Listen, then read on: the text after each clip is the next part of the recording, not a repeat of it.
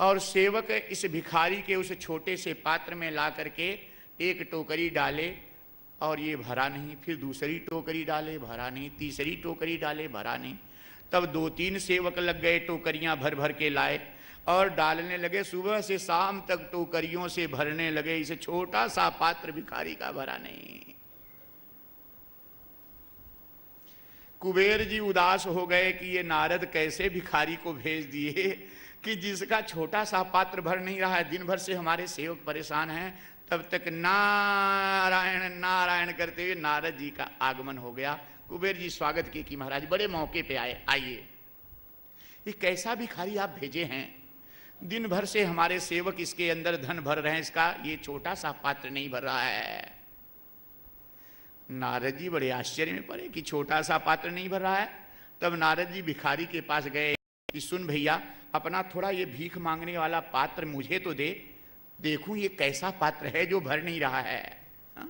तो नारद जी जब उसके पात्र को लिए और उसको पलटी किए तो देखे कि ये मनुष्य की खोपड़ी थी। तब नारद जी कहे कुबेर ये तो मनुष्य की खोपड़ी है, एक कुबेर क्या 10 कुबेर भरे तो ये कभी नहीं भरेगी।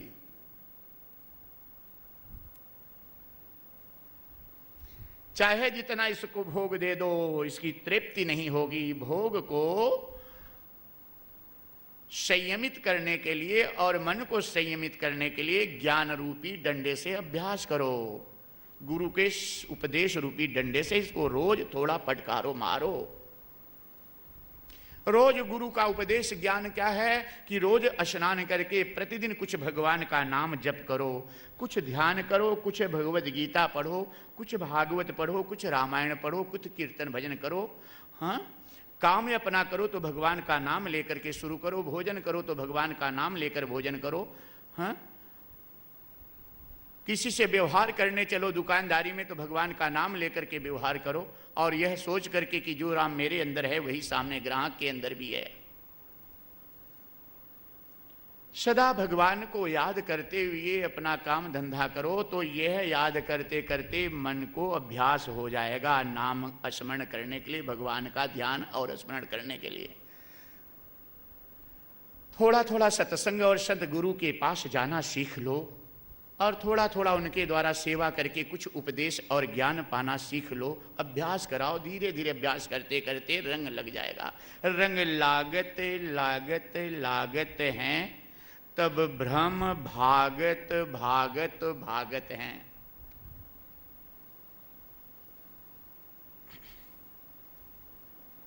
ये मन मानने वाला है, मन अमन नहीं है। ऐसा नहीं है कि मन न माने। मन को जहाँ लगाओ, जहाँ अभ्यास कराओ वहाँ लग जाएगा।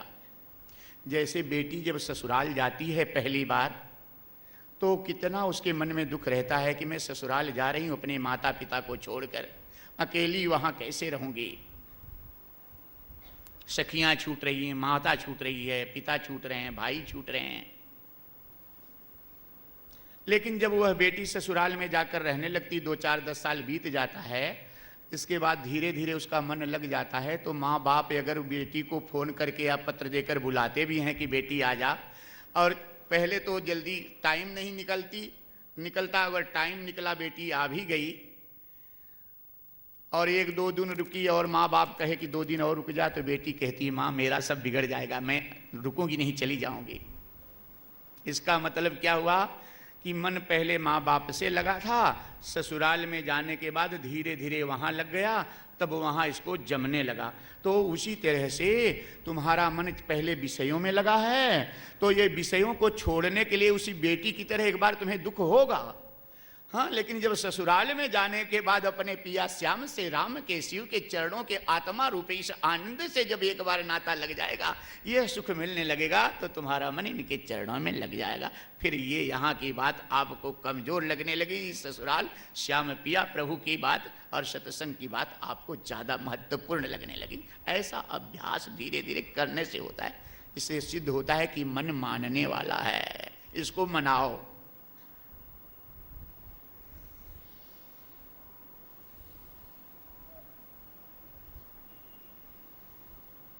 आइए चौथे स्कंध में चलते हैं।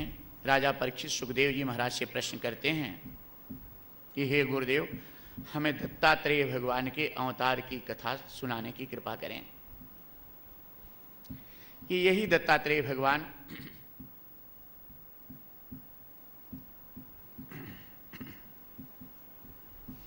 जो श्रीमद् भागवत महापुराण के 11वें स्कंद में आप दत्तात्रेय भगवान के 24 गुरुओं की सुंदर शिक्षा सुनेंगे।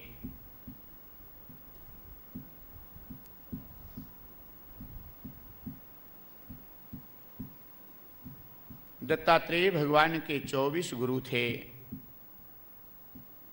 लेकिन गुरुओं को पता नहीं था दत्तात्रेय भगवान 24 लोगों से शिक्षा प्राप्त करके, उपदेश प्राप्त करके इनको गुरु माने थे। इस कथा के माध्यम से आप लोगों को ऐसा मत सोच लेना कि बहुत 24 गुरु किए तो हम भी बहुत गुरु कर लें, ऐसा नहीं। मंत्र और माला बदली नहीं जाती, सदगुरु एक ही होते हैं, शिक्षा गुरु बहुत होते हैं।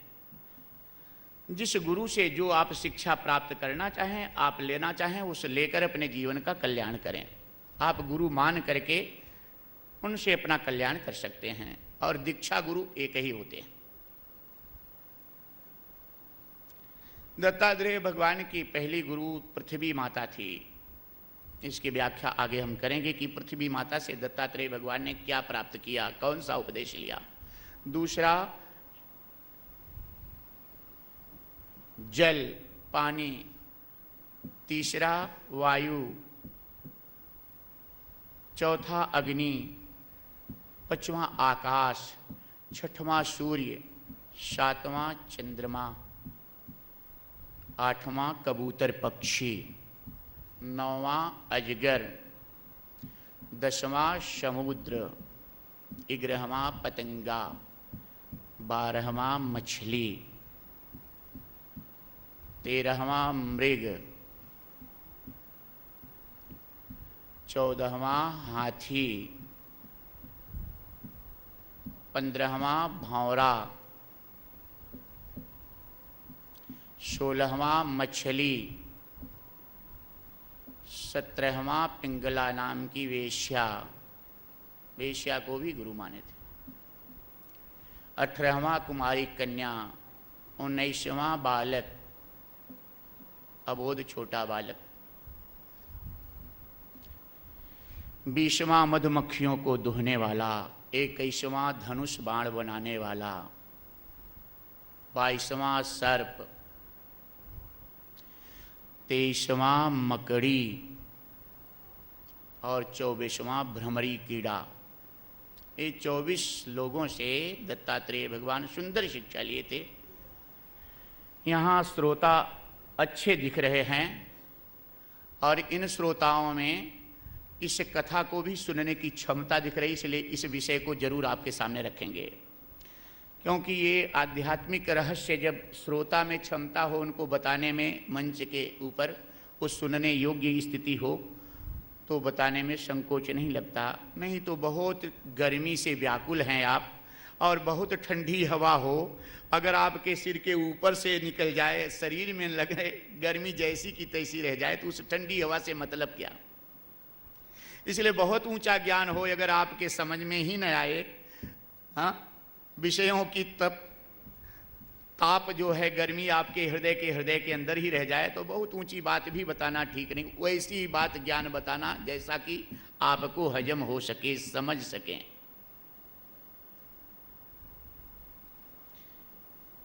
सुखदेव जी महाराज कहते हैं, एक बार देवर्षि नारद नारायण नारायण नारायण करते हुए ब्रह्मा जी के यहाँ गए। ब्रह्मा जी तो नहीं थे।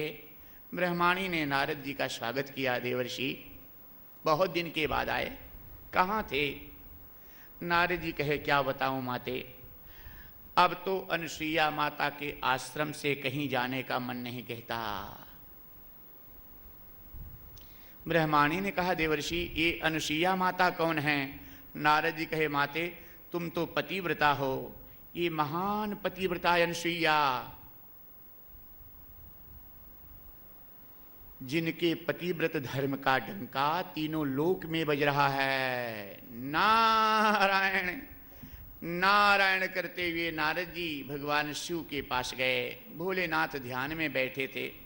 मैया पार्वती ने स्वागत किया कि देवर्षि आओ। कहाँ थे? आजकल तो दिखाई ही नहीं पड़ते। नारद जी कहे माते, अब अनुसुईया माता के यहाँ से जाने के लिए, अनुसुईया माता के आश्रम से दूर जाने का कहीं मन ही नहीं कहता, वहीं पड़ा रहता हूं। मां पार्वती ने पूछा देवर्षि ये अनुसुईया कौन है? नारद जी कहे माते आप तो पतिव्रता हैं, एक महान पतिव्रता अनुसुईया, जिसके पतिव्रत धर्म का डंका तीनों लोक में बज रहा है। नारायण नारायण करते हुए नारद जी निकले, लक्ष्मी जी के पास पहुंच गए। लक्ष्मी जी ने स्वागत किया, आओ देवर्षि।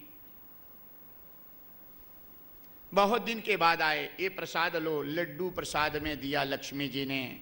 नारद जी लड्डू को खाए और जैसे ही मुंह में खाए तो थोड़ा सा मुंह बिगाड़ दिए। उतना मजा नहीं आ रहा है। जबरदस्ती बताए जा रहे हैं नारद जी। लक्ष्मी जी कही देवर्षि कितना मजा? नारद जी कहे जितना मजा अनुसुईया माता के आश्रम के लड्डू वाले प्रसाद में आता था, प्रसाद वाले लड्डू में आता है। लक्ष्मी जी ने कहा अनुसुईया कौन है? नारद जी कहे माते आप तो पतिव्रता हैं, वो महान पतिव्रता है अनुसुईया, जिसके पतिव्रत धर्म का डंका तीनों लोक में बज रहा है। नारायण नारायण करते हुए नारद जी यहां से भी निकल गए। अब तीनों देवियां व्याकुल हो गई कि हमसे बड़ी पतिव्रता ये कौन हुई। देखो इनके मन में ईर्ष्या हो गई कि मुझसे भी बड़ी पतिव्रता कौन। हाँ, ईर्ष्या तो हो गई। जंजीर चाहे लोहे की हो चाहे सोने की, चाहे लोहे की जंजीर से हथकड़ी लगे और चाहे सोने की जंजीर से हथकड़ी, हथकड़ी तो हथकड़ी, बंधन तो बंधन। ईर्ष्या भले इनकी सतोगुणी है, ईर्ष्या यद्यपि सतोगुणी है, लेकिन ये भी बंधन में डालता है। तीनों देवियां अपने अपने पतियों से अनुसुईया माता के धर्म की परीक्षा के लिए मन बना ली, भेजने के लिए। ब्रह्माणी ब्रह्मा जी से वचनबद्ध करके वरदान मांगी। लक्ष्मी जी भगवान विष्णु से वरदान मांगी। भोलेनाथ ध्यान में बैठे हुए थे। मैया पार्वती इंतजार करने लगी। बहुत देर के बाद जब ध्यान टूटा तो मैया पार्वती पहले सेवा में लग गई। भोलेनाथ मुस्कुरा दिए कि देवी क्या बात है, आज बहुत सेवा हो रही है। आपको बताए थे ना कि पत्नी अचानक पति की सेवा में लग जाए बहुत ज्यादा तो पति को सावधान हो जाना चाहिए कि कुछ विशेष काम इसका है।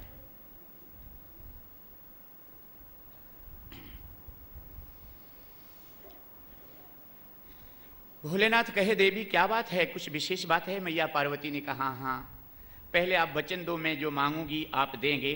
तब भोलेनाथ से वचनबद्ध करा के जैसे दोनों देवियों ने वरदान, वही मैया पार्वती ने भी वरदान मांगा। वरदान के द्वारा वचनबद्ध होने के नाते तीनों देवता अनुसुईया माता के धर्म की, पतिव्रत धर्म की परीक्षा के लिए साधु के वेश में चले। और रास्ते में एक जगह तीनों जन मिल गए। ये तीनों जन का एक ही लक्ष्य। और तीनों जन जब मिले तो नारद जी को कोसने लगे कि ये नारद जी ठीक से किसी को बैठने नहीं देते, सबके घर में झगड़ा लगाते रहते हैं। लेकिन नारद जी अगर किसी के घर में झगड़ा लगाए, नारद जी जहां जहां कोई विवाद पैदा किए, वहां वहां हमारे आपके कल्याण के लिए उपदेशक कोई न कोई कथा निकली। इन्होंने अच्छे लक्ष्य से किया विवाद। लेकिन हमारे आप समाज के बीच के अगर नारद झगड़ा लगा दें, तब भाई भाई को अलग कर दें, पति पत्नी को अलग कर दें, ऐसे नारद लोग होते हैं। आपको बताया था ना कि कितनी देवियां भी नारदगिरी करती हैं। नारद का काम कि उसके घर में सास बहू में कैसे फूट हो जाए, अपने घर का अगाज करेंगी। 1-2 घंटा काज करके कोई बात अगर हुई तो बड़े प्रेम से, उतने प्रेम से कथा सुने तो भगवान का दर्शन हो जाए।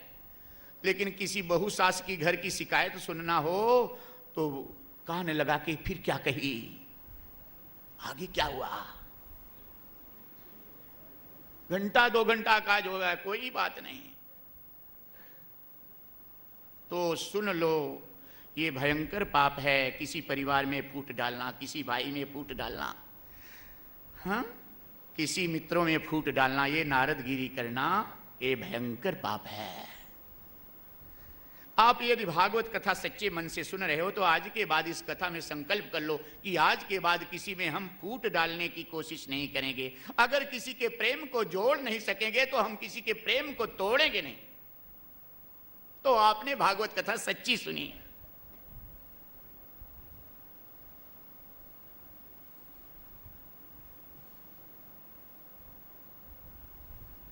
महात्मा गौतम बुद्ध जा रहे थे, लोगों ने कहा कि महाराज उधर मत जाइए, अंगुलमाल डकैत का एरिया है, वो सबकी अंगुली काट लेता है। महात्मा गौतम बुद्ध किसी की सुने नहीं, चलते रहे। सामने अंगुलमाल की एरिया आई, अंगुलमाल डकैत आकर के खड़ा हो गया चाकू लेकर, हंसने लगा। आओ आओ, अच्छा है, आपकी अंगुलियां बड़ी अच्छी हैं। सबकी अंगुलियां काट कर पहन लेता था। महात्मा गौतम बुद्ध कहे ठीक है, तुम मेरी अंगुलियां अच्छी हैं, काट लो, कोई बात नहीं, लेकिन एक बात मेरी बताओ कि तुम में मेरी अंगुली काटने की शक्ति है क्या? अंगुलमाल जोर से हरा, अरे बाबा ये देखो कितनी अंगुलियां हम पहने, बड़े बड़े वीरों पहलवानों की अंगुलियां हम काट लेते हैं। हाँ? महात्मा गौतम बुद्ध कहे अच्छा, इतनी ताकत है तुम में? इसने कहा हाँ। महात्मा गौतम बुद्ध कहे तो मेरी अंगुली काटने के पहले तुम एक पत्ता इस वृक्ष का तोड़ के बताओ तो मैं जानूं कि तुम मेरी अंगुली काट सकते हो। और वृक्ष का एक पत्ता जो सामने था, अंगुलमाल गया, वृक्ष क्या उसकी डाली तोड़ दिया। बोला अब बताओ बाबा, अब काट सकता हूं? महात्मा गौतम बुद्ध कहे हाँ काट सकते हो, लेकिन ये जो डाली को तुमने तोड़ा है, पत्ता को, इसको जोड़ कर बताओ तब। अंगुलमाल ने कहा इसको जोड़ तो मैं नहीं सकता। महात्मा गौतम बुद्ध कहे कि यदि तू इन पत्तों को जोड़ नहीं सकता, इन डालियों को जोड़ नहीं सकता, तो तुमको इनको तोड़ने का अधिकार किसने दे दिया? जोड़ने की अगर शक्ति नहीं तो तोड़ने का ये दुर्गुण कहां से आ गया तुम्हारे अंदर? पहली बार अंगुलमाल को किसी ने टच किया था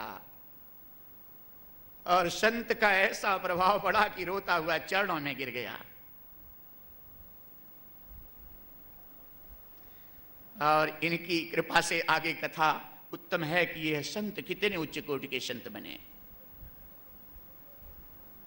तात्पर्य कहने का बस सच्ची भगवत गीता वही है, सच्चा भागवत वही है, सच्चा रामायण वही है कि सबके अंदर का द्वेष मिटा दो, ईर्ष्या मिटा दो, सबके अंदर एक प्रेम भावना जगा करके मेल करा दो, सब में अपनापन राममय श्याममय, कि जो राम मेरे अंदर वही राम इसके अंदर, जो श्याम मेरे अंदर वही इसके अंदर, मैं ही एक श्याम सब रूपों में हूं, ऐसा भाव जगा दो।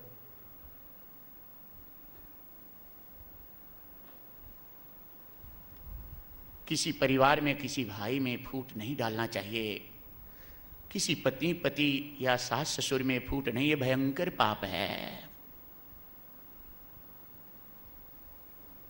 हो सके तो मेल करा दो अगर तुम्हारा कुछ चलता है तो। हमारी भारतीय संस्कृति है वसुदैव कुटुंबकम, सब पूरा देश मेरा एक परिवार है, पूरा विश्व परिवार है।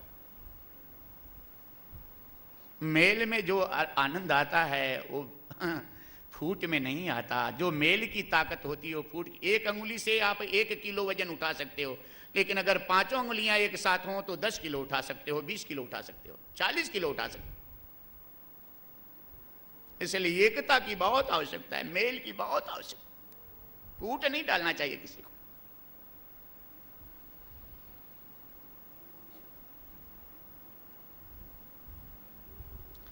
तीनों देवता साधु के रूप में एक ही जग मिले, नारद जी को कोसने लगे। तीनों जन का लक्ष्य एक ही, अनसुईया माता के आश्रम पर मिलकर चले कि चलो एक ही लक्ष्य है तो अनसुईया माता के आश्रम। यहां बड़ा मार्मिक एक प्रश्न उठता है कि जो ब्रह्मा जी भगवान से प्रार्थना करते आए हों कि हे प्रभु कंस का अत्याचार बढ़ गया है, धर्म की स्थापना के लिए आप जल्दी अवतार लेने की कृपा करें। वो ब्रह्मा जी किसी धर्म को संकट में या तोड़ने के लिए जा सकते हैं? जो भगवान शिव धर्म के ऊपर विराजमान रहते हैं, बैल धर्म का प्रतीक है, और जिसके मस्तक पर ज्ञान गंगा हैं, वो भगवान भोलेनाथ किसी के धर्म को तोड़ने के लिए जा सकते हैं? जो भगवान विष्णु ये घोषणा करते हो कि यदा यदा ही धर्मस्य ग्लानिर्भवति भारत अभ्युत्थानम धर्मस्य तदात्मानं सृजाम्यहम्, वो भगवान विष्णु किसी के धर्म को तोड़ने के लिए जा सकते हैं?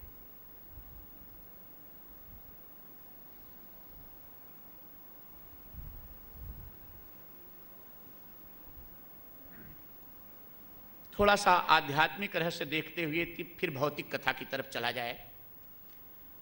भागवत कथा लौकिक भौतिक कथा के माध्यम से अलौकिक रहस्य, आध्यात्मिक रहस्य तक डूबी हुई कथा है। इसलिए भागवत कथा समाधि भाषा में लिखी गई है। जब तक समाधि भाषा के आध्यात्मिक रहस्य नहीं निकलेंगे तब तक इसका सीधा सीधा सही अर्थ नहीं आ सकता। ऐसे भौतिक कथा जैसी लिखी गई इस कथा के कहने सुनने से भी सारे पापों का अंत हो जाता है, हमारा जीवन धन्य हो जाता है, अंतःकरण पवित्र हो जाता है। लेकिन इसका सही आनंद तब आता है, राम की कथा सुनने में आनंद आता है, राम के अवतार की कथा सुनने में आनंद आता है। लेकिन सच्चा आनंद तो तब आता है जब जीव दशरथ हो जाए और उसकी पत्नी बुद्धि कौशल्या बन जाए। इंद्रियों का संयमी दसों दिशाओं में जिसका रथ स्वच्छंद निर्भयता से घूमने वाला, अर्थात परमानंद स्वरूप की चाह जिसकी दसों इंद्रियां करने लगे, ऐसा जीव दशरथ हो जाए और उसकी बुद्धि कुशल कौशल्या ब्रह्मानंद परमात्मा को अपनी गोद में लेने के लिए उत्सुक हो जाए, समर्पित हो जाए। हृदय अयोध्या हो जाए, पूर्ण वैराग्य, अयोध्या का अर्थ होता है वैराग्य, हृदय में पूर्ण वैराग्य जग जाए। ऐसे हृदय अयोध्या में पूर्ण वैराग्य में परमानंद स्वरूप राम का जब अवतार हो जाए और अपने हृदय में राम का अवतार हो और राम के चरणों में राम राज्य की स्थापना हो जाए, इस शरीर में अयोध्या के राजा भगवान राम बने और उनके चरणों में जब बैठकर अंतर जगत में इस रूप की झांकी का दर्शन करो तो आपको पता चलेगा कि राम के दर्शन का आनंद क्या होता है।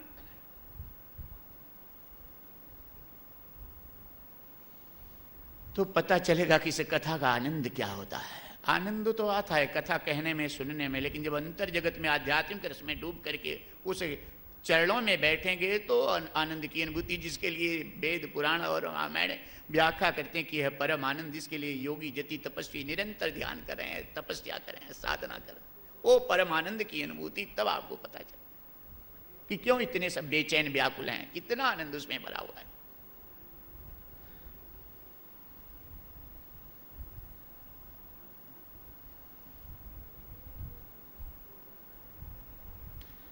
यहाँ अत्रि अनुसुईया का थोड़ा सांकेतिक और शाब्दिक अर्थ देखा जाए तो अत्रि का अर्थ अगर देखा जाए तो अधन त्रि, जिसमें त्रि का सांकेतिक अर्थ देखा जाए तो जिसमें रजोगुण तमोगुण सतोगुण या काम क्रोध लोभ, इन विकारों या त्रिगुणात्मक माया का जिस जीव के ऊपर प्रभाव न पड़े वह जीव अत्रि है।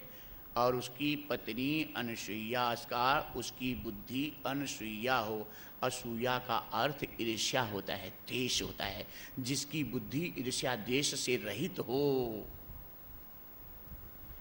और एक शाश्वत ब्रह्मानंद में सदा मस्त हो, वो अनुसुईया है। ऐसी बुद्धि, ऐसे जीव अनुसुईया के यहाँ ये तीनों देवता भी साधु के वेश में जाकर भीख मांगते हैं कि मुझे भी उस शाश्वत आनंद का एक प्याला पिला दे, एक घूंट मुझे भी दे दे, थोड़ा सा भोजन मुझे उस आनंद का मुझे भी करा दे, जो तुम्हारे पास शाश्वत आनंद का रस चलक रहा है, थोड़ा भी रस मुझे पिला दे मैया, मैं तुम्हारे यहाँ साधु के वेश में देखो भीख मांगने आया हूं। और कहते हैं मैया तू तब पिला दे जब वस्त्र को निकाल करके पिला दे, ये तीनों देवता उसके ऊपर, इतने के बाद भी एक वस्त्र उसके ऊपर है। उस वस्त्र को निकालने के लिए कहते हैं कि उसको भी निकाल दे और मुझे भी वह परम आनंद का रस पिला दे मैया। वह वस्त्र कौन सा है? जीव या साधक या भक्त योगी जति तपस्वी काम क्रोध लोभ मोह मद मत्सर अविद्या का त्याग तो कर देते हैं, जितेंद्रिय हो जाते हैं, विकारों को पूर्ण तरह जीत कर, इंद्रियों को जीत कर उच्च स्थिति में पहुंच जाते हैं। इसके बाद भी बुद्धिगत और मनोगत वासना की सूक्ष्म गंध रूपी वस्त्र चीर आत्म प्रकाश को, परम ज्ञान को, परम आनंद को ढके रहती है। उस वासना के वस्त्र को हटा करके कि हे माते उसको भी हटा करके पूर्ण आनंद का रस मुझे भी पिला दे। एक नदी के किनारे एक संत रहते थे, कुटिया थी, एक भक्त उनके यहाँ आया जाया करते थे। एक दिन ये गरीब भक्त को पता चला कि महात्मा जी के पास पारस मणि है। पारस मणि जानते ना आप लोग? पारस मणि सब लोग जानते होंगे ना। देखे होंगे आप लोगों के पास होगी जरूर। हम लोग तो खाली कथा में सुने हैं, अभी देखे नहीं है। पारस मणि लोहे को छूती है तो सोना बन जाता है। तो इस गरीब भक्त ने कहा महाराज मैं सुना हूं कि आपके पास पारस मणि है, मैं बड़ा गरीब हूं, यदि कृपा करके दे देते तो मेरी गरीबी दूर हो जाती। महात्मा जी रोक लिए कि ठीक है तुझे पारस मणि मैं दूंगा, लेकिन शाम हो गई है, रात को कहाँ ले जाएगा? रात रुक जा, सवेरे दूंगा, बड़ी कीमती है, रास्ते में कोई छीन ले। रात रुक गया है। भोर में महात्मा जी जब उठकर स्नान करने के लिए गए तो सोचने लगा क्या पता महात्मा जी सवेरे दें कि न दें, बहाना कर जाएं। कुटिया खाली है, पारस मणि लेकर निकल चलो। महात्मा की कुटिया ढूंढने लगा ये, और बाबा की कुटिया में था क्या? एक लंगोटी एक ऊपर थी, एक लेके स्नान के लिए गुदड़ी कंबल, इधर से उधर घुमाया, कुछ पाया नहीं पारस मणि। तब तक महात्मा जी आ गए। आते ही महात्मा जी पूछे क्यों पाया नहीं? जानते थे कि ये ढूंढेगा जरूर। इसने कहा नहीं महाराज मिली नहीं। सामने एक लोहे की डिबिया इतनी बड़ी थी, महात्मा जी उसी की तरफ इशारा किए कि देख इसी में तो है पारस मणि। और उस लोहे की डिबिया को इसने देखा था लेकिन ढूंढा नहीं। इसलिए नहीं ढूंढा कि पारस मणि का काम है लोहे को छुए तो सोना बना दे, और लोहे की डिबिया में पारस मणि अगर रखी जाए और वो डिबिया लोहा ही रहे तो पारस मणि कैसे? लोहे की डिबिया में पारस मणि हो नहीं सकती। अगर पारस मणि है तो वो सोना हो जाएगा। इसलिए इसने उसे देखा नहीं। महात्मा जी ने कहा इस लोहे की डिबिया को कि उठा, इसके ढक्कन को खोल। ये ढक्कन जब खोला तो उसमें एक वस्तु थी जिसमें कपड़ा लपेटा हुआ था। महात्मा जी कहे इस कपड़े को हटा। तो जब उस कपड़े को हटाने लगा तो 7 पर्द का कपड़ा था। जब 7 पर्द का कपड़ा हटाया तो उसमें से एक चमकती हुई वस्तु निकली। महात्मा जी बताए कि देख ये पारस मणि है। लोहे की डिबिया में पारस मणि रखी तो थी, लेकिन इस पे 7 पर्द का जो कपड़ा लपेटा हुआ था, इसकी वजह से लोहे की डिबिया से इसका संपर्क नहीं हो पा रहा था। इसलिए ये लोहे की डिबिया लोहा ही रह गई। अब कपड़ा हट जाने के बाद अब इसको इस डिबिया में रखो तो ये सोना हो जाएगी। और जैसे इसने उस पारस मणि को रखा वैसे ही लोहे की डिबिया सोना हो गई। उसी तरह से ये आपकी शरीर लोहे की डिबिया जो है, और इसमें पारस मणि रूपी परमानंद आत्मा नित्य शाश्वत आनंद जो है वासना के 7 पर्दों से लपेट कर रखा है। वासना के 7 पर्दों को जब हटा दो और ये पूरा संपर्क हो जाए आत्मरस से, तो ये हाड़मांस का शरीर अंत होकर दिव्य रूप आत्म रूप में परमानंद रूप में स्थित हो जाओ तुम। लेकिन इतने के बाद भी जैसे किसी शीशी में या डिब्बी में हींग रख दो, हींग और रखी हुई